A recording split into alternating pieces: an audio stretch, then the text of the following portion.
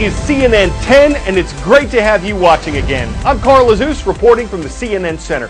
Once again, North Korea has defied international demands to give up its nuclear and missile programs. They're illegal as far as the United Nations is concerned. They're a right as far as North Korea is concerned. And the communist country said on Sunday that it had successfully tested out a hydrogen bomb, an extremely dangerous nuclear weapon. It was apparently tested underground, causing an earthquake of magnitude 6.3, a strong tremor. And North Korea looks like it's getting ready to launch more test missiles, according to South Korea. That country has strengthened an American-made missile defense system. It says the U.S. is going to increase its military presence in the region. This would be the 6th time that North Korea has tested out a nuclear weapon, but it appears to be the first time it's tested one this powerful.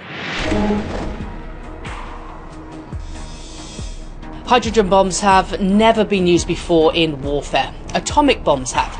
This is what the US dropped on Nagasaki and Hiroshima back in 1945, ultimately killing more than 200,000 people. But the H-bomb is at least hundreds of times more powerful than the A-bomb. The H-bomb has a far larger yield than traditional weapons, meaning that devices can be smaller while causing greater devastation. Atomic bombs use a process called fission to split plutonium or uranium into smaller atoms in a chain reaction, releasing massive amounts of energy. Hydrogen bombs use fusion. Instead of splitting the atoms, it combines small atoms like hydrogen. Essentially, it's two bombs in one. North Korea first claimed back in January 2016 it had successfully tested a hydrogen bomb. If it does in fact have this capability today, it has joined a very select club.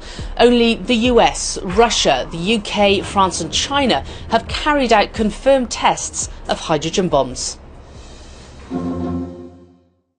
In an emergency meeting of the United Nations Security Council, U.S. Ambassador Nikki Haley said, quote, "Enough is enough." We have taken an incremental approach, and despite the best of intentions, it has not worked. The U.S. wants the United Nations to level the strongest sanctions possible against North Korea. This might include stopping oil shipments to the country. The U.S. thinks that would hurt North Korea's economy so much that the nation would be pressured to discuss with other countries a peaceful way forward. North Korea gets most of its oil from China, a North Korean ally, so we don't know yet if the sanctions will actually get passed. But because the United Nations says North Korea has evolved from being a regional troublemaker to a global threat, countries around the world are watching what happens here. It's not necessarily things that we haven't heard before, but the difference is that North Korea has been following through on the threats that it has been making, because they have been talking about. They put out a photo of their leader, Kim Jong-un, standing in front of a miniaturized nuclear warhead, and then hours later they tested a nuclear device. They launched an intermediate-range missile, and they said that the future launches would be targeting the Pacific Ocean and aimed to contain the U.S. territory of Guam. And now you have South Korea saying that they believe we could just be days away from another North Korean ballistic missile launch, possibly fired toward the Pacific, possibly toward Guam. And so North Korea continues to make these threats that they are delivering on. Now, again, what we've seen from North Korea continue to be tests that don't cross the red line of actually an attack, something that the U.S. would be forced to respond to. And I think that that needs to be pointed out, that North Korea has had very dangerous weapons capabilities for a long time. And what they have done is they have tried to demonstrate their abilities as a deterrent against military action by the United States. So I don't get any indication from my trip just last week to Pyongyang, arrived back on Saturday, that North Korea wants to start a war with the United States. I think it's the opposite, but the fear is that this is so much provocation in the region, and one misstep could cause this region to stumble into a war, because that's how wars often begin. It's not an intentional act, but it's you stumble into a war, like World War I. That's the fear out here right now. In some parts of Texas, the floodwaters have started receding. Houston's mayor says 95% of the city is now dry. In other areas, the flooding and the dangers it brings will stick around for days. It's been a week and a half since Hurricane Harvey hit southeast Texas, and the state's governor says it'll take years to recover. On Wednesday, the U.S. House of Representatives is expected to vote on a bill that sends billions of dollars of help to the region. The overall cost of the storm, which could exceed $100 billion, would be the greatest in U.S. history. Meantime, trouble in the Atlantic. Hurricane Irma is spinning toward the Caribbean, and the Category 4 storm was expected to get stronger.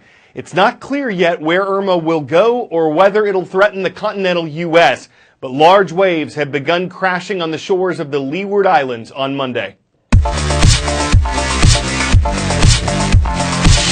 It's been said Rome wasn't built in a day, but it's also been said there's a city named Rome on every continent. Is it true? Depends on your definition of Rome and continent. First off, you can't go off R-O-M-E. A variation on this is Roma with an A, and there is either a Rome or a Roma on every continent except Antarctica. There are no cities on Antarctica. So, if you're willing to accept R-O-M-A and you're willing to forget about Antarctica, well then Roma no further for the answer. Now that's random. A U.S. Marine who'd served in the Iraq War struggled for years after he got back home in 2005. He was suffering from a traumatic brain injury and post-traumatic stress disorder. But he says he started to heal after he bought a surfboard at a yard sale and put it to use. And the organization he founded for others like him has helped 300 people in the last 2 years.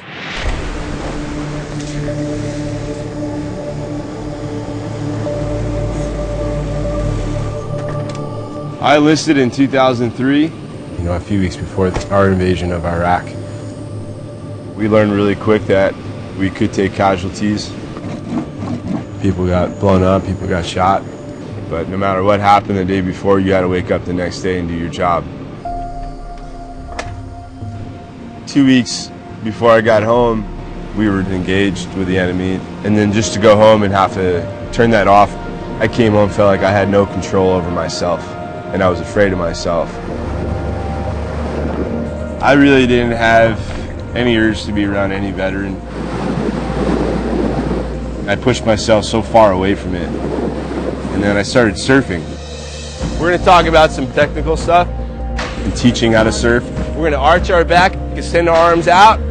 You want to try to be center on your board. I started meeting veterans in the water.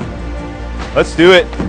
It's an amazing feeling when you can look at another individual out in the water that you don't know tons about. But you know that person's been through some stuff. There's something about the ocean, you just feel cleansed. Out there it's different because we're also focusing on the present and the future. In my mind, I wanted to come back to what I was. And that never could happen. You come to Warrior Surf, and it gets all the bad stuff, the nightmares, and it just pushes them away. All that you're focused on is just being lifted up on that wave. It's like finding peace. Part of the thing that was so devastating to me was the lack of the brotherhood. And so by being with Warrior Surf, I needed my tribe, and I found it again. I'm trying to learn how to redefine and be okay with looking back. How are we doing? Somewhere along the lines, some of us started quitting. This place doesn't breed quitters. 3, 2, 1, go. Stand up, Allie. You take that energy of everyone else around you. It's not going to end when you get out of the water. You're going to keep on going. I'm full of joy when I know that their heart's a little bit lighter and they actually can enjoy this beautiful life.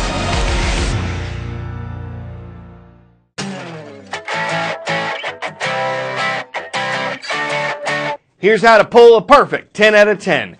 For a Guinness World Record, it wasn't just a question of how many pull-ups a guy could do, it was a question of how many he could do in a minute.